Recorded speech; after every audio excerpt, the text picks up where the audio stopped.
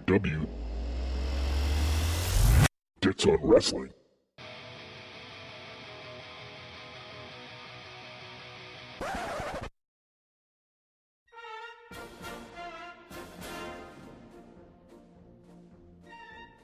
Ahoy, shipmates! Welcome to the Dits on Wrestling podcast, the Royal Navy's only pro wrestling pod. Probably. Now, things changed last week. Of course, we dropped the episode on Sunday, which was completely out of the ordinary. Thursday has been the DOWPOD day for, I think about 4 months now. Crazy. And I loved it. I loved last week's episode being on a Sunday, and not only being on a Sunday, it obviously featured some new stuff as well. It was a nautically themed episode, so new segments. AEW was brought into the proceedings, and yeah, a lot of fun had by all. It was a great episode, really enjoyed doing it, and of course, Anthony Talk Stuff joined me to do the AEW highlights, and one of my favorite collabs. Anthony, one of my favorite collabs. If I needed a co-host for something, he's one of the first guys I would go to and say, dude, let's do this. I love the guy. He's brilliant. Fantastic. Go check out his stuff. Anthony Talk Stuff. AE Talk Stuff on Twitter. Go check him out. Great guy. Now, the crux of the episode today. Of course, we're going to be doing AEW highlights again, because that ain't going anywhere anytime soon, and this week's show was fantastic. So it's not like I don't have any highlights to pick from. It was difficult to pick my top 3 highlights because I had more than that. I think everything that happened on the show was a highlight, pretty much. So got that to look forward to. NXT was great as well. We had a fantastic heel turn. More on that.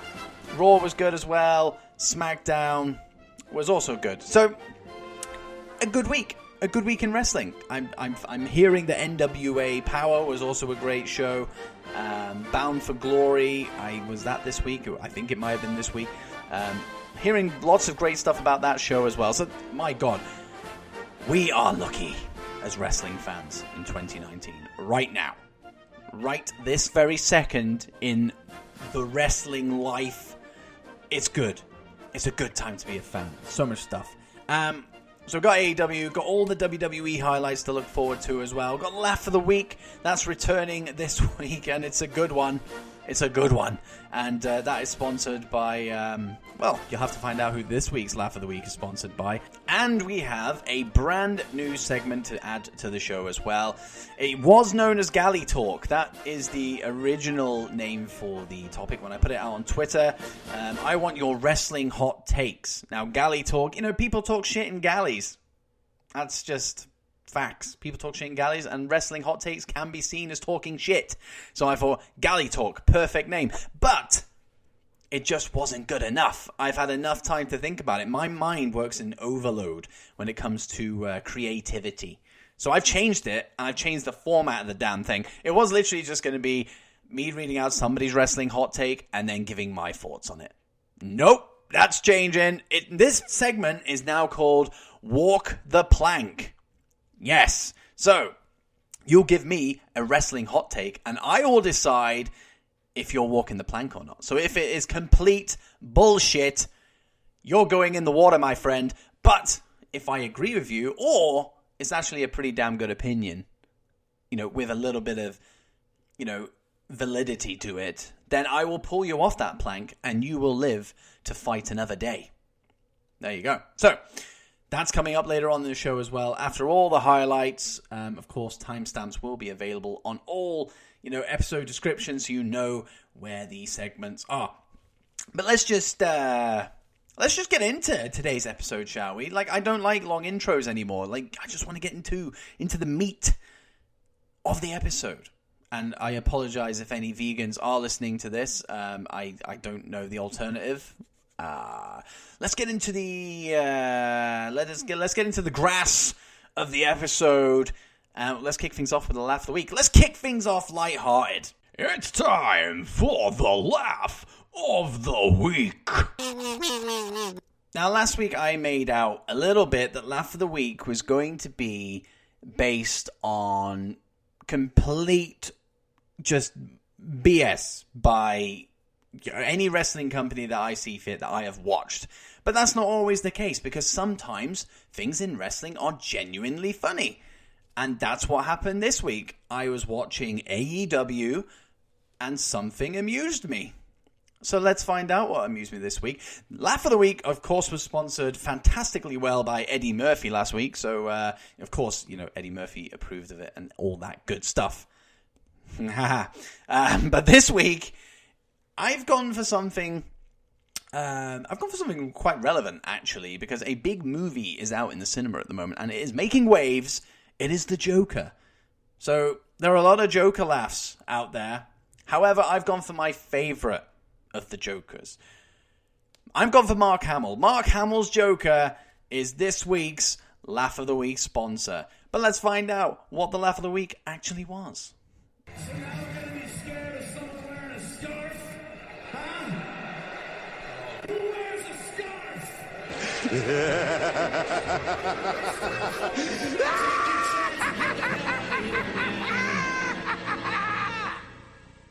That whole comment is dripped in irony.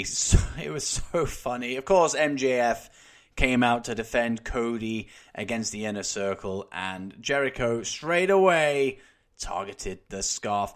And Jericho himself was a big wearer of scarves back in WWE. And I'm pretty sure I've seen him wear scarves in AEW as well, that hypocritical bastard. But there we go.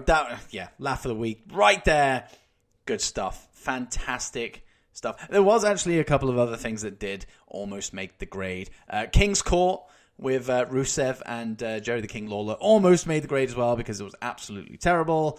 And you do not boo a Hall of Famer, or whatever that. Do not say what to a Hall of Famer. Whatever that comment was, that would have been Laugh of the Week. But the scarf comment just stole it for both me and Mark Hamill's Joker this week. But that is Laugh of the Week for one more week, and it will return on next week's show. Of course it will. But let's just dive head first into the first round of highlights for this show today. AEW. What a freaking show it was today. Let's get into it.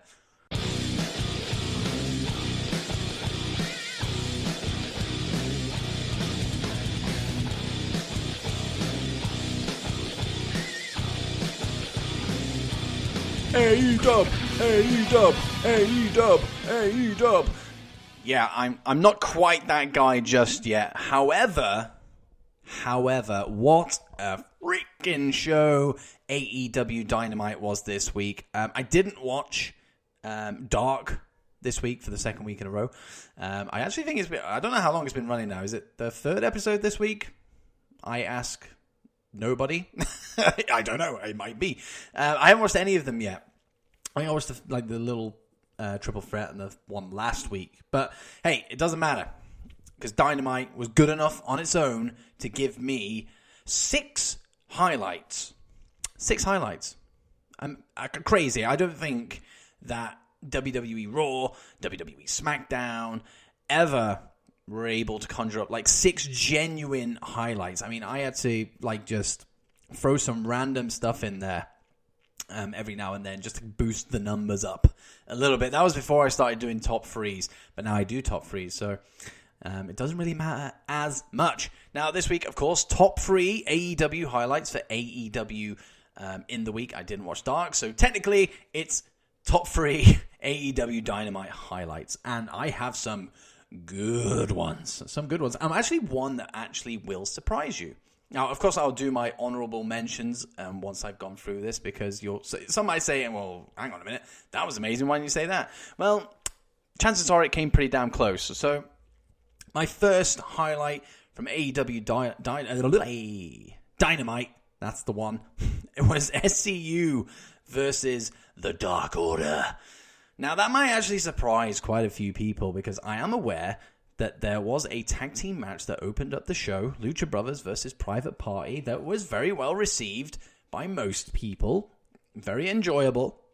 However, and we'll get into this when I, talk about my honorable mentions, I like psychology with matches. I like a story to be told in matches. And I think that there was a bit more of that going on with SCU and the Dark Order. And I actually thought it was a pretty good match. I really did. I of course, obviously, preferred this because this is in order of the show, which means Private Party versus Lucha Brothers is not a highlight for me this week, at least the top 3. Anyway, so I preferred this over that because there was a bit more meat to it. It wasn't just spot. It wasn't any of that, really. I mean, there were spots, of course there was, but it wasn't as, like, just insanely spotty.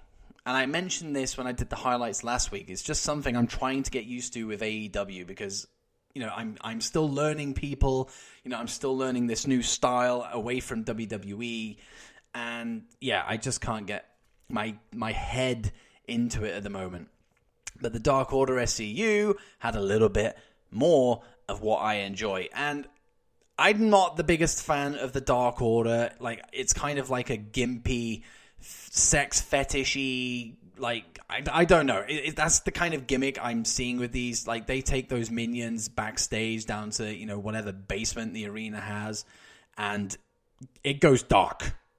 It goes dark down there, and you hear screams, you hear some of that going on, and then people just go, whoa, wait. Let's just walk on by. Let's not go down there. It's just a weird gimmick. It's a weird gimmick. It's one of those things that really could work, but I don't know. Just at the moment, it's just not clicking for me. But I tell you what, Grayson was a guy who actually really impressed me. I had to actually look up his name before I started recording because I completely forgot. He was just a bold dude in Dark Order before I looked it up on Wikipedia. So there you go. He actually really impressed me.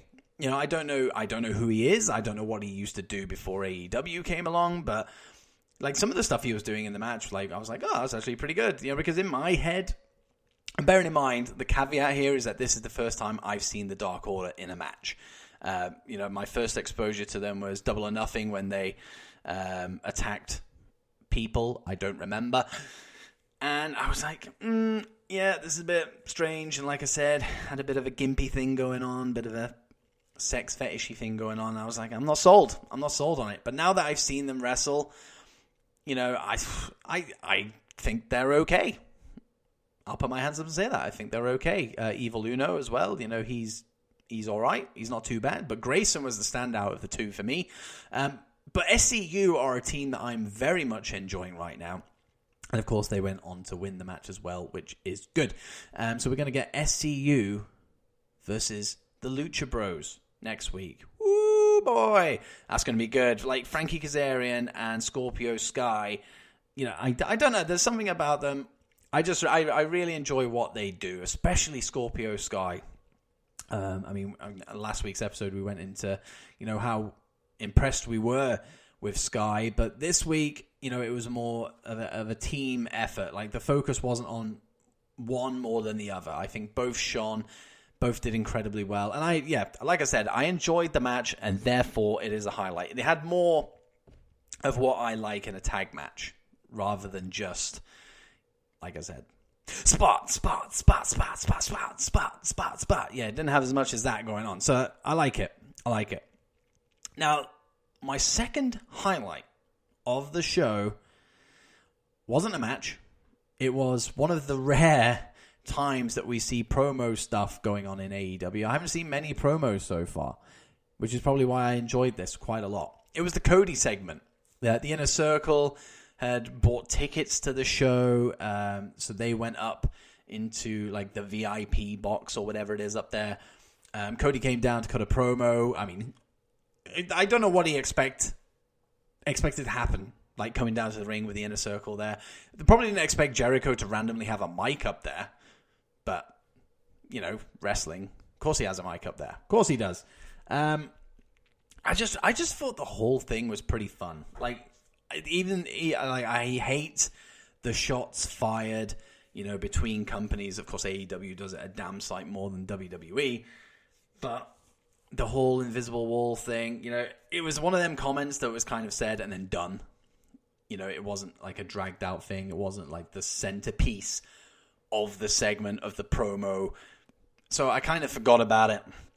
as soon as they started getting into the meat of it. And I love the fact that Cody was going to go up there on his own, and Jericho was like, come on, like, there's 4 of us, it's 4-on-1. Dustin comes out, and then MJF comes out, and then we get the laugh of the week earlier on in the show. We get that moment. Who wears a scarf? It reminded me a lot of Austin Powers. Like, who throws a shoe? Honestly. Or who throws a muffin? Yeah, so we had that going on, and then DDP came out as well. Like, I mean, a lot of people are saying, oh, WWE rely on part-timers, and now AEW relying on part-timers, but no one's going to criticize, blah, blah, blah. Yeah, whatever. Who cares? DDP came out, and it was fun. All right? It was fun. And I enjoyed it. They went up there, Inner Circle locked themselves in like a glassy room. Cody smashed through it using MJF's scarf to like protect his hand. And then they had a brawl in the arena lobby. It was good fun. It was a really, really fun segment. Very, very well done. Sold the match at Full Gear between Cody and Jericho for the AEW Championship. And it looks like it's going to set... I mean, maybe not actually, because the Bucks are facing... well, they're not called LAX anymore, but I'm going to call them LAX because I don't know what else people are calling them. So that's already in there. So maybe it's going to set up a match for next week's show. It might have already happened, and I haven't seen it, but there's got to be like a 4-on-4 or a 6-man tag. There's got to be. That's just the natural thing. Or is that the WWE guy in me? Could very well be. But a very, very fun segment. And yeah, I'm enjoying.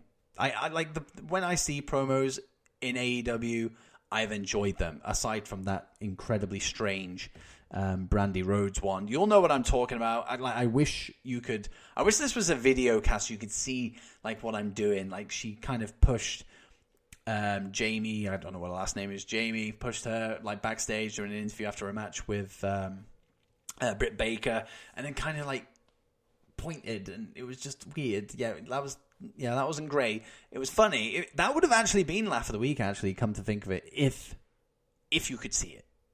But I wouldn't have been able to show that through the power of podcasting. Video casting, yes. Podcasting, no, sadly. But Cody segment, fantastic. Third and final highlight was a tough one for me. Bucks versus Best Friends, that almost made it, but again, it was very spotty, so it was really down to Omega Janela and Moxley versus Pikachu,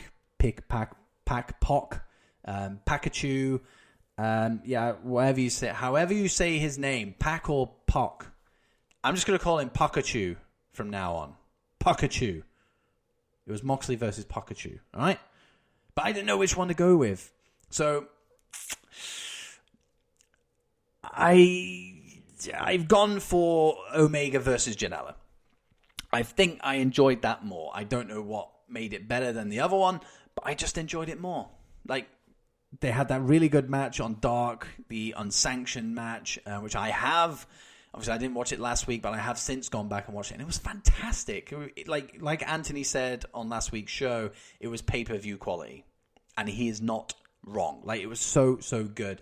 And to be honest, I think their quality of match that they had on Dynamite this week was it kind of exceeded TV match quality, and it was maybe just below. It's saying that you see matches like this on pay-per-views that, other of this quality. So I guess you could say it's pay-per-view quality match, but that seems to be a pretty common trend with AEW, to be honest, which is good, which is fantastic. It makes watching AEW for me as a newbie to all these people a lot easier. But I really enjoyed Omega Janela. There was a respect. It was like there was a bit of respect at the start. Obviously they shook hands. It was face versus face. And usually it's easy to criticize face versus face matches, but they didn't really let that hinder them in this match. And something actually that came to my attention, there's a light on the ramp, and Omega nearly hit it when he dived out of the ring. I think the Bucks nearly landed on the damn thing. I mean, I'm just going off on a tangent here, but I think they need to kind of push the lights up the ramp a little bit, because at some point, because there's a lot of flippy shit in AEW, somebody is going to land on one of those things and it is going to hurt like a bitch. Like an absolute bitch. So they need to move that light away from the performers. But no, really good, solid match. And that's not to take anything away from Moxley versus Pikachu. That match was great as well. And in fact, I loved the draw finish of that match because, you know, all these matches have time limits on, and it's not just a gimmick. Like, they've actually used that time limit. Like, it's not just, oh yeah, we'll just throw, 15-minute time limits, 20-minute time limits, 10-minute time limits, whatever it is, just to kind of give it that sporty feel. They've actually used it and called a match a draw because of it. And I think that was really cool. So, I mean, of course there was boos. You want a finish to the match. Of course you do. But I don't know. I just really liked it. I thought this is completely different. I don't remember the last time I've seen a match end via draw because of the time limit exceeding. And I liked it. I dug it. It pushed that sports feel for me.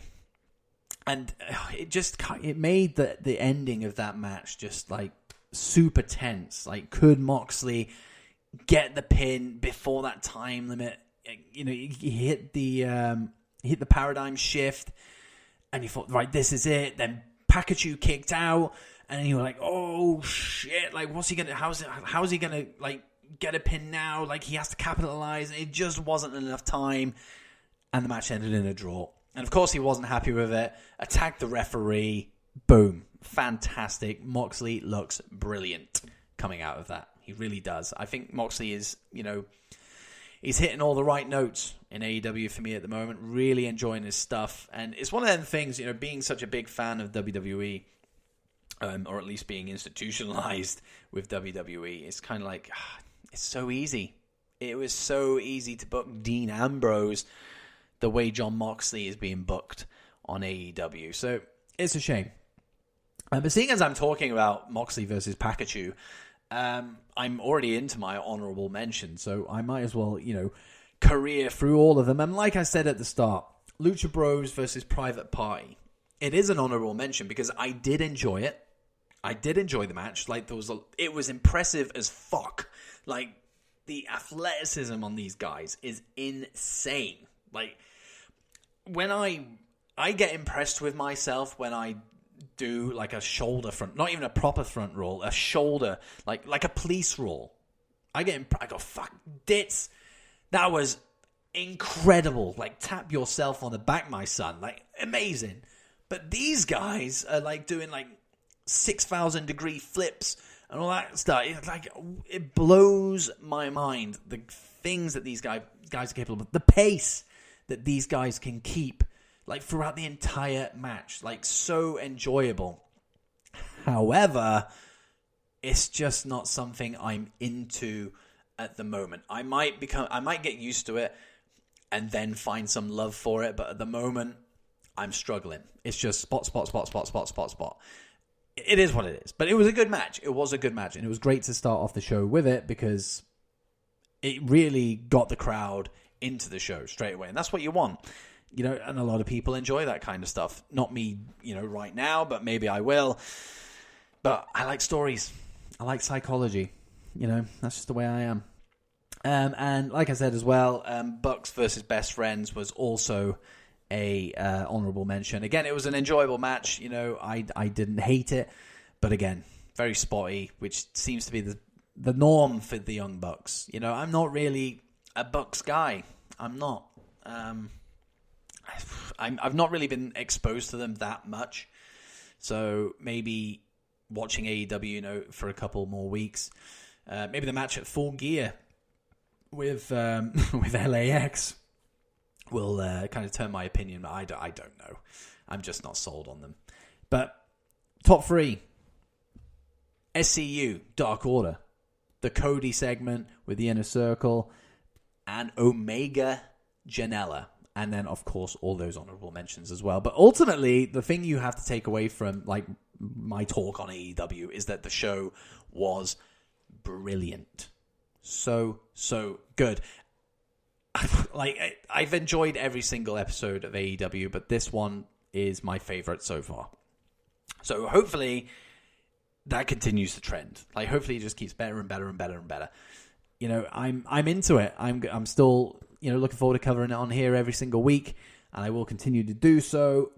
There's just so much wrestling to watch, but I'm making sure that I can, you know, get into the crux of AEW every single week, and I'm enjoying it and it's good as well because I double header it with NXT. I watch AEW and then I go off and watch NXT, so I get to watch the Wednesday Night War one after the other. So I'm liking that side of things as well because the Wednesday Night War is the thing we're all talking about at the moment. But no, solid show, and better than solid show actually. It was a phenomenal show. It really was. But how did WWE measure up? Now, of course, we're going to go through the highlights, top 3 highlights, split between Raw, NXT, and SmackDown. I've got plenty to choose from, to be fair, but we'll see which made the top 3, and there's plenty of honorable mentions. But later on in the show, I will give you my verdict on who won the Wednesday Night War this week. I believe NXT are currently 3-0. Will that change this week? Keep listening because that's coming at the end of the show. But right now, it's time for WWE highlights.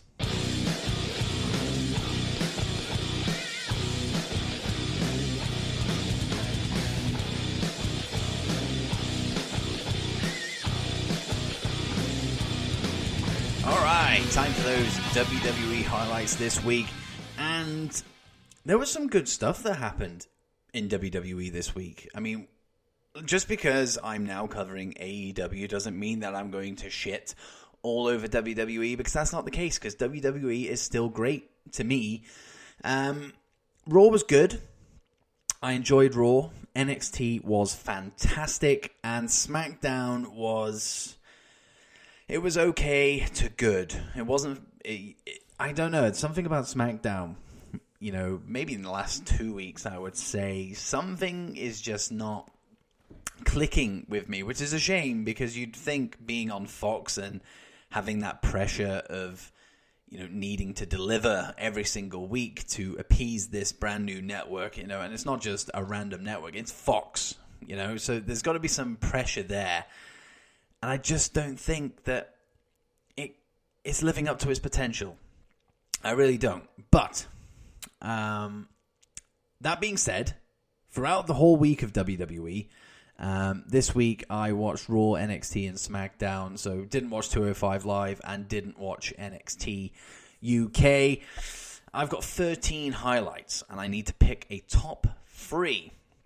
Now, because there are so many, I'm going to go through the honorable mention. I'm actually going to go through the list until I get to my highlights, because I actually have no Raw highlights. I haven't picked a top highlight from Raw. Doesn't start until NXT. So I'll work my way through the Raw honorable mentions first. McIntyre and Ricochet had a great opening bout on Raw to kick off the show. And, you know, it was great to see Drew McIntyre come back. It was great to see him in a really good match with Ricochet. This was I actually had this as a highlight until I watched SmackDown, and something happened on SmackDown which took its place. It's great to see McIntyre back. Like, if you've listened to this show for a while, or even my DOW Draft That series, the first ever one I did when we draft the current roster, my first pick was Drew McIntyre, and I had him as my, world champion straight out of the gates. I think the company should strap a rocket to the back of this guy and really, really double down on his push. I hope that's what happens. Get this crown jewel bullshit out of the way, and then really focus on making Drew like one of the faces of Raw. Like, I can't see any other outcome that would exceed that. I really don't. Drew is so good at what he does. Face, heel, doesn't matter. He's fantastic. And that goes the same with Samoa Joe. He's someone someone similar as well. I think Joe is on Raw. I might be wrong, but hey, I'd love to see Drew and Samoa Joe go at it. Ricochet as well, fantastic talent. Ricochet, like, he is one of my favorite people in WWE and in wrestling, to be honest. He's so fun to watch, and he was great here. People saying, Ricochet, didn't win. It's derailing his momentum, but I don't see it that way. He's faced Drew McIntyre, who's just come back, had a point to prove, and he's come in, and he's lost, but he looks good in defeat, so whatever. Sin Cara versus Andrade was my next honorable mention. Another really good match. Andrade seems to be getting a bit of a spotlight now on Raw now that he's been drafted, so I hope that continues. Like, I really, really hope that continues, because Andrade is one of my favorite people in WWE. Like, he was in NXT, so good when he started teaming with Zelina Vega. And they're still together now, so that just shows how good they are as a tandem. So, yeah, that was a really fun match that they had. Again, just an honorable mention, not a highlight. Paul Heyman was fantastic on the mic this week. That's pretty much standard, to be fair. He was an honorable mention. Shelton Benjamin's logic was an honorable mention this week, and I was actually very close to actually making that a highlight, because the man has a point. Even though the audience didn't react to it at all, maybe they just didn't like Ray getting slapped around. I don't know, but when I actually think about it, I wish it was my laugh of the week, but I've already done it, and I can't be asked going back and doing it. But hits him, that's a US title shot. Hits him again, that's an intercontinental title shot. Hits him again, that's a world title shot. I thought it was fantastic. It was brilliant, but he had a point. The man was speaking sense. Cain Velasquez comes in, tackles Brock to the ground, does a couple of Shane McMahon-esque punches, world title shot. So, Benji's got a point. Benji does have a point. And it was very, very close to being a highlight for that very reason. And then the main event, Street Profits versus the OC. It was a very strong match, really good way to end Raw. Seeing Kevin Owens come down as well was fantastic. Just didn't make the highlight for me. So, unfortunately, this week, Raw doesn't enter my top 3, but they're all the honorable mentions. Now, let's get into the actual highlights itself, and then I'll finish off the honorable mentions as we get to the end. My first highlight from WWE this week is the triple threat from NXT. Keith Lee, Dominik Dijakovic, and Roderick Strong. My God, what a fantastic match that was. Anytime I see, to be fair, NXT's great in ring regardless, but whenever I see an NXT triple threat, fatal 4-way, 5-way, whatever it is, I get really excited, because it's something that NXT excels at, is multi-man matches. Not tag matches, but multi-man matches where it's every man for themselves. So good. You kind of, as I was watching, it was kind of like Keith Lee versus Dijakovic, with Roddy Strong just as a middleman, just kind of a third wheel. But I think that was what it needed to be to work. But everybody looked strong, in the match. Keith Lee was unbelievable. Keith Lee, just his athleticism still astounds me to this day. And same with Dijakovic, to be fair. Roddy Strong was his usual fantastic self. And the way he picked up the win right at the end, Keith Lee obviously delivered the power bomb off the turnbuckle, and then Roderick Strong just out of nowhere, bang, 1, 2, 3. So good, perfect for his character. Such a heel move, just to capitalize on that moment and pick up the win. So great, unbelievable. That would have been my favorite NXT, highlight. However, something else happened on NXT after this match, and it may be it's definitely my favorite NXT moment this week, and it's definitely my top highlight for this week, but it might actually be one of my favorite NXT moments ever. I've clamored for this moment to happen for years. I've loved Balor as a face. Like, Finn Balor has been my favorite, wrestler, of the modern era, for many, many, many, many, many years now, since he came into NXT. And I loved him in NXT. He came up to the main roster straight away, Universal title. Unfortunately got injured, came back, and then he was just the smiley guy. And I stuck by him, but then it kind of just got a bit... I think everyone was just like, can we just do something with Balor? Please, can we just make him do something of worth? Not just, smile, smile to the camera, smile. Like, fuck off. That extraordinary man that does extraordinary things. Like, get the fuck out of here without, like, honestly, that all ends.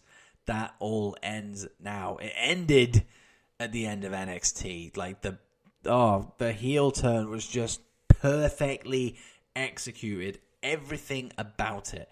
Balor just, he came down. We thought, he's going to help out Ciampa and Gargano. And he takes half of it. Well, he takes his jacket off, like, literally to the shoulder, and then bang, Pele kick. Oh, it was a perfect Pele kick. And then from there, his attitude, his body language, his facial expressions, the intensity of his attack, just everything. Balor was just fantastic. And he seemed to be lapping up every single moment of this heel turn. And why wouldn't he? Like, he's floundered as a face for so long now. This is his time to shine. He could have actually gone back to NXT and just stayed a face. And I think NXT would have actually done right by him. I really do. But this just adds a little bit of an extra layer to him. And if there was even like the slightest little bit of me that was starting to move away from Balor, I'm pulled right back in with this. Like, this was my favorite moment of wrestling this week, like, including AEW. Oh boy, what a heel turn! That is how you do it. Unexpected, out of nowhere, and then perfectly executed as well. Great. So good. That is, I mean, I could not have done WWE highlights without including that moment. And then finally, over on SmackDown, I actually debated a lot with this highlight. I bounced all over the place, but I just thought it was so well done. I've gone for Lesnar's attack on not only Dominic, but Rey and Velasquez as well. I don't know what it was about that segment. I just really, really enjoyed it. The promo that we had from Paul Heyman, and he was kind of like saying, come on, Rey, play the game. Like, where's Brock been? Who's he been with? When's he been with them? Like, come on, play the game. And he goes, you know what, Brock, just show him. And there's Dominic beaten up once again by Brock Lesnar. That would have been great alone. But then we go back to the trainer's room, and Dominic's on the table. He's got Kane and Rey kind of like being concerned with him. And then out of nowhere, Brock comes darting in with a trash can. Bang to Rey, bang to Kane. The F5 to Rey into the wall. The F5 on to Kane, on to Dominic. Like, I just loved that segment. Absolutely loved it. Like, I do like Brock Lesnar. I am a guy in Brock Lesnar's court. I really am. So seeing him like this is when Brock Lesnar is at his best. Absolutely. Like, when he's kicking ass. And this isn't just like out in the ring where he's throwing together German suplexes and S5s. Like, this is what kind of made it fresh. He was backstage, and he was kind of adding to his handiwork earlier on, and it was great. I just loved everything about it. I'm still not sold on the Brock Velasquez match. I'm not interested in it in the slightest. I mean, I don't even know if I'm going to watch Crown Jewel, to be honest with you. The only matches I'm really probably going to watch are Seth and Bray, because I'm just curious as to what the fuck is going to happen in that thing. And probably Braun and Fury. Again, that's a match that I don't care about. But I'm just curious to see how Fury does, because apparently he's been putting in a lot of effort into his training for the match. So I'd love to see it pay off. I actually really would, but I just don't think it will. I think it'll be an absolute car wreck. But I'll be curious to see what happens. But the Lesnar, Velasquez, Ray, Dominic segment on SmackDown is my third and final highlight. But of course, I've got some honorable mentions for NXT and SmackDown as well. On the NXT side of things, Ripley and Belair started off the show. Really, really good match. And then Shirai, Candice got involved. They've set up something for next week's show. So we're going to have Candice and Shirai 2. Really looking forward to that. But the Ripley and Belair, like their styles just mesh so well. And, that actually was going to be a highlight. But there was just so much good stuff that happened that, it just wasn't to be. And then that got topped as well by the next match, Matt Riddle versus Cameron Grimes. Grimes is somebody that I've never been exposed to before until that breakout tournament. And I really like him. He's got a very, very bright future in NXT. And just the match with Riddle was just something else. Like, it was so good. And if there was no triple threat as the main event, like Riddle versus Grimes would easily have been a highlight. It really would. Now, I had the 6-man tag, Breezango and Swerve against the Forgotten Sons. The match itself was okay. It was good. I just don't like the Forgotten Sons. Like, there's just something about them that I'm just not sold on. Perfect time to get hiccups, by the way, when I'm recording. Oh, excuse me. But Swerve is my honorable mention anyway. Like, Swerve is so good at what he does. I'm just so impressed with what I've seen so far. Again, my first exposure to him, like Grimes, was the breakout tournament, and he has been like, it's just so fun to watch. Like, his moveset is great. Like, his entrance is pretty cool. His look is great. I'm just looking forward to seeing Swerve like continue to progress at this rate, because it's going to be an enjoyable journey. So Swerve for me was an honorable mention for NXT, and that was my last honorable mention for NXT. But from the SmackDown side of honorable mentions, I've only got 2. I've got Lacey's squash, which will probably surprise quite a few people, but I quite like the fact that she wasn't wrestling a long match. I mean, we all know that Lacey's pretty green, so squash matches might just be the way to go. They did it with, obviously, 2 completely different builds and, types of wrestlers, but they did it with Nia Jax. She was wrestling longer matches, and, it just kind of wasn't clicking because she was pretty green. Same with Lacey, but throw her into doing some squash matches for a little while, actually might look pretty good. And I like the way she did it as well. I haven't actually seen that, I don't think, where she's kind of led the jobber into a false sense of security, and then before the 10 count hit, runs in and clocks her for the 1, 2, 3. So I actually quite liked the squash match, to be honest. I enjoyed it.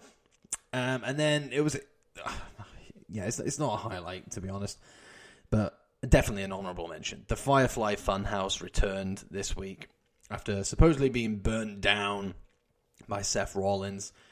It's good to see him back, but I don't know, it's losing its like magic a little bit. And I think this Seth feud is a huge part of why it's lost a little bit of its magic. He just needs to move the fuck away from Seth. Like, Crown Jewel, get that out of the way. I mean, that whole thing alone is ridiculous. The match can never be stopped, or whatever that stupid stipulation is. Just get from both of them, to be fair. Get Seth away from Bray and get Bray away from Seth. Just stop putting them both together. Just put them in different feuds completely. Let Bray just do what he's been doing fantastically for the last 6 or 7 months away from Seth. But it was still nice to see the Firefly Funhouse again. It was a fun segment. Rambling Rabbit returned as well from the dead. Bray resurrected him with his heel glove. So I guess there's that as a bonus point from it. But I just want to see the Funhouse get back to where it really excelled. And not just on this little table that he has going on, but like bring it back to the fun house where you've got the door, the window, the TV. Where's that set gone? Why can't they be using that set? I know obviously it's a lot easier and, you know, the logistics of it to just bring a blue screen and a table, but have you seen how many production trucks WWE have? Just throw that old Firefly Funhouse, the original Firefly Funhouse set in there. I'm sure it won't take up that much room. But there you go. That's my honorable mentions for WWE this week, on top of the Raw honorable mentions I went with earlier. And, you know, all in all, WWE as a whole, Raw was pretty good. NXT was borderline 10 out of 10 for me this week. I say borderline, really. It's 9 out of 10, really. And SmackDown, yeah, it was okay. SmackDown was okay. Okay to good. But, yeah, nothing really amazing happened apart from the Brock segment, which I really enjoyed, as I told you earlier. But that's the WWE highlights, guys. But we've done AEW. We've now done WWE. And let's just move past Raw and SmackDown for a second and put the focus back on AEW and NXT. Because who won the Wednesday Night War this week? Now, at the moment on this show, this is all my opinion. This doesn't take into account anybody else. NXT is currently 3-0. So they're running away with it for me, personally. And I kind of alluded to as to why last week. I think maybe it's because I'm a bit more comfortable with NXT rather than AEW because I know everybody. But this week it was actually really, really hard to find a winner. So I when I was watching AEW, I was like, damn, AEW have got it. They absolutely killed it this week. They've got it. It's going to be 3-1. But then Balor turned, and you had the triple threat, and then the Balor turn. I don't know. It just felt a bit more. NXT felt a bit more impactful. It felt like there was more meat to NXT this week. So it's 4-0 NXT, and this is probably the first week where I've had to actually think about it and go, who's it going to be? Because AEW was really, really good this week, but that Balor turn just was better than anything I saw in wrestling this week, and that was on NXT. So I have to go with NXT. So NXT is 4-0. But let's be honest here. There's plenty of weeks left in this so-called war, so I'm sure AEW will start clawing back some wins. Of course they will. Now, as we're starting to wind down the show today, we still have one last segment to go, and it is a brand new segment. On Twitter, I called it hashtag, I mean, obviously not the hashtag. I used the hashtag, of course, because you got to get that out there, but the actual name of it is Galley Talks, your wrestling hot takes. I've since changed that to Walk the Plank, as I told you in the intro, but I will remind you just in case you forgot, because if you have a memory like mine, then you'll need reminding. So it is now called Walk the Plank, and I don't have a segue for it. I am working on one, don't you worry. There will be a nice catchy little segue to come into this segment, but for today, there is no catchy music or some no pirate stuff. It is just me saying, this is Walk the Plank, your wrestling hot takes, and this week, the hot take is provided by, and I do apologize if I get your name wrong here, Mila V. I'm going to go with that. It's either Mila V or Mila V. So, yeah, I do apologize if I've got that wrong. I've never been the best at pronouncing like Twitter names, but that's your handle. Anyway, at Mila/Mila V. Their hot take is, here we go, the ending to Hell in a Cell was good. So, Mila V, I'm just going to call you V because the V is the definite part of your name that I know how to say it. So V,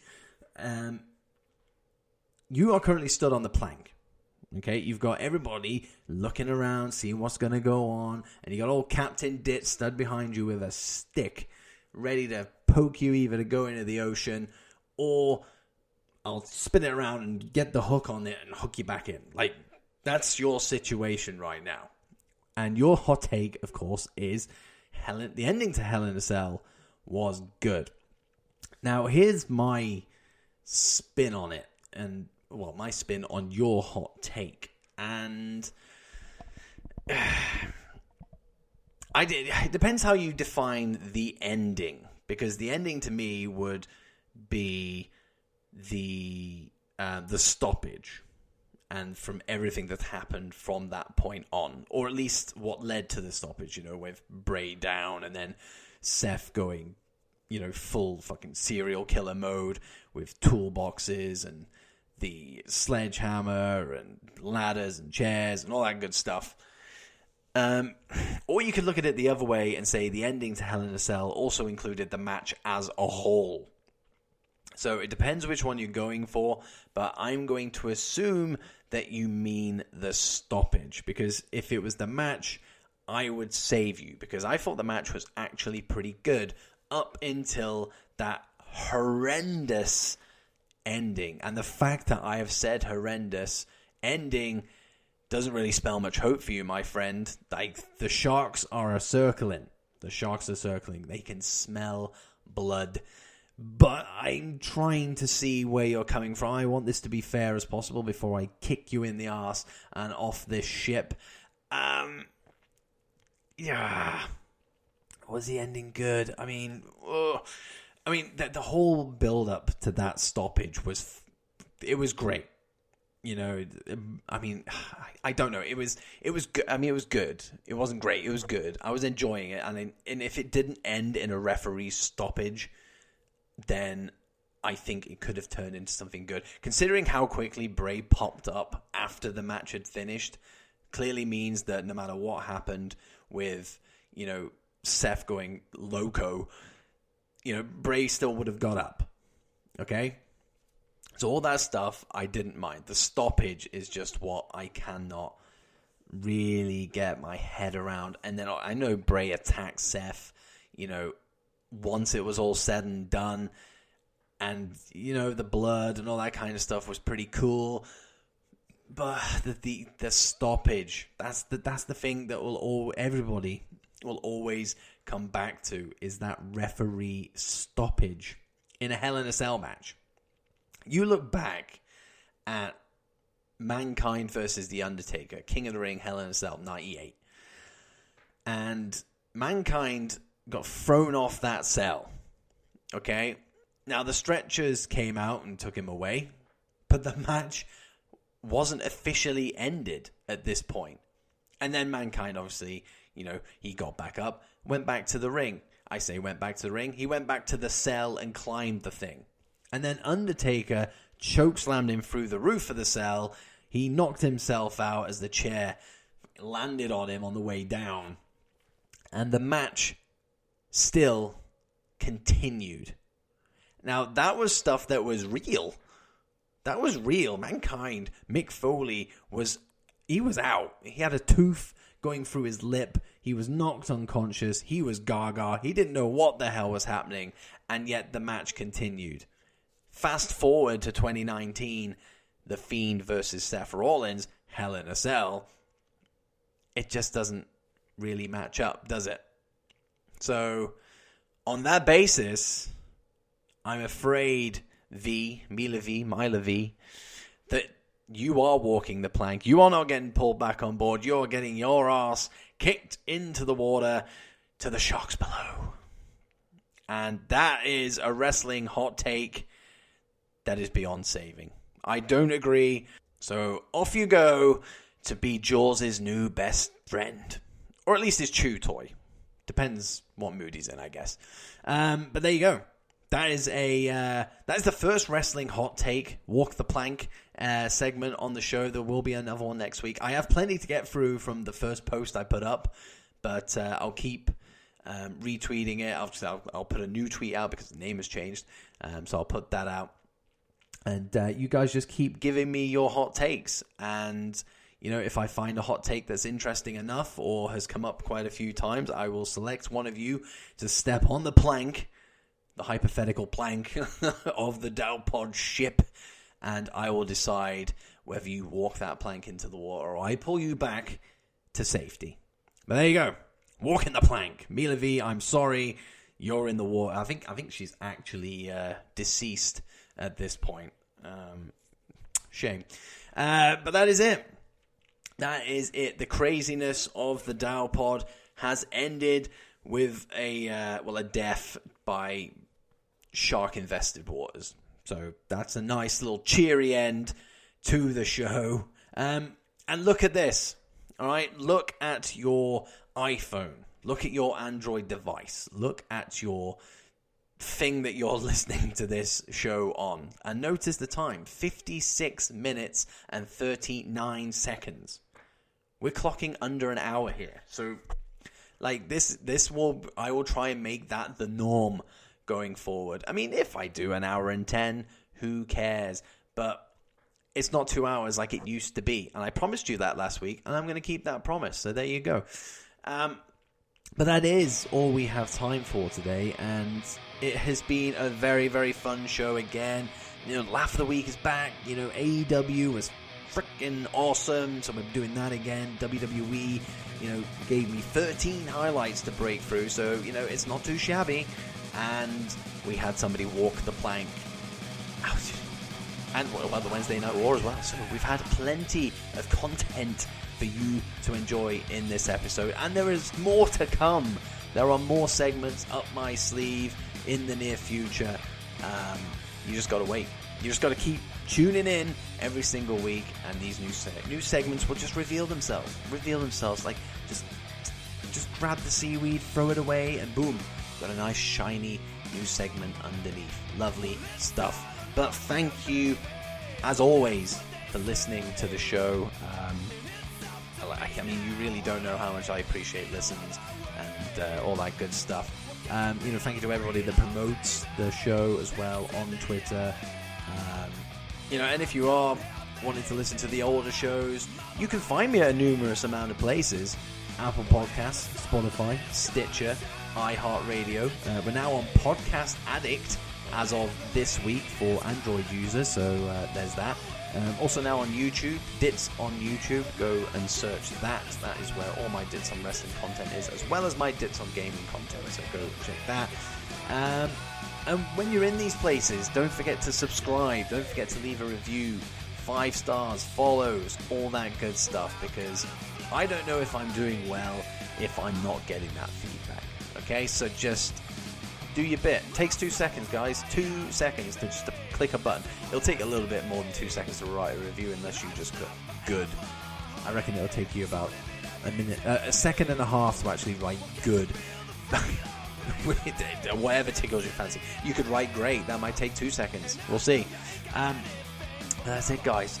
Next week, we got a DOW draft that episode. That is back, and with Mr. Warren Hayes. Really looking forward to getting into that with him. And then, of course, next Sunday, the return of the DOWPOD once again. Episode 27 will be next Sunday. So, plenty of stuff to look forward to. Thank you very much for joining me, shipmates. And I will see you on the next round of the DOWPOD. Ciao, ciao. I'm gonna fly.